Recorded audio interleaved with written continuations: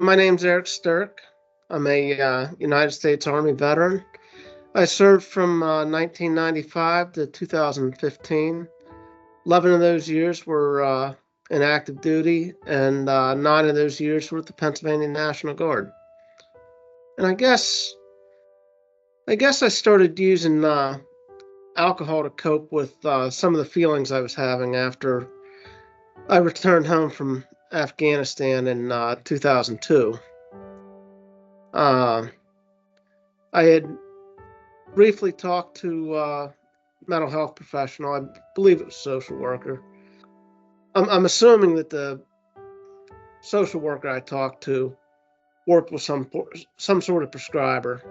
I was given some Seroquel and basically told, okay, go back to work. Pull yourself up by your bootstraps, and get your job done. And the culture of the military, at least that I found, it was okay to drink. It was almost expected that you work hard, you play hard. So I realized that drinking was helping to alleviate some of the symptoms of PTSD I was feeling.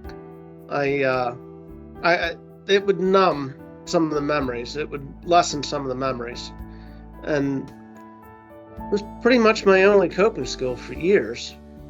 Eventually, things escalated, and I ended up getting arrested for driving under the influence, and that kind of gave me the push that I needed to address my alcohol problem. I went into a 30-day inpatient rehab, and I did IOP through the VA here. And I realized that I needed to find some more, some healthier coping mechanisms. A coping skill I use quite often, especially with the drinking, is what I like to call playing the tape through to the end.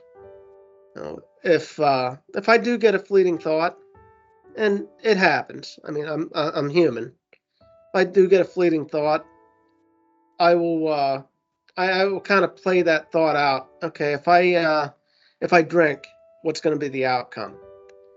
And it always circles back to me going back to active addiction. And I know the way I was in active addiction, it's almost like a Jekyll and Hyde personality. I was in sobriety, I'm Dr. Jekyll, and in active addiction, I'm Mr. Hyde. I really don't like Mr. Hyde very much. Now I think he's going to be in me the rest of my life, but if I can do things like play the tape through or call somebody, the telephone used to weigh 1,000 pounds, and it's much lighter these days. If I'm going through something, I can call somebody and talk about it. I have people that I trust and I know that I can count on, that actually care about me. I didn't have that so much whenever I was in active addiction. But even if I'm struggling at, let's say 2 a.m, I have a nightmare or I have a drinking dream, the Veterans Crisis Line, and it does help with suicide prevention. But I tell them, from my experience, even if the middle of the night I need somebody to talk to, get something off my chest, I don't have to be actively suicidal. I can call them and they will listen to me. They will talk to me. They will help me get through it. I think the skills I've learned over the years are definitely a lot healthier than picking up a drink. Because for me, picking up a drink just kind of masked the symptoms. They didn't really deal with anything. And then when I'd sober up, I still had to deal with whatever the underlying problem was, plus whatever wreckage I caused by my drinking.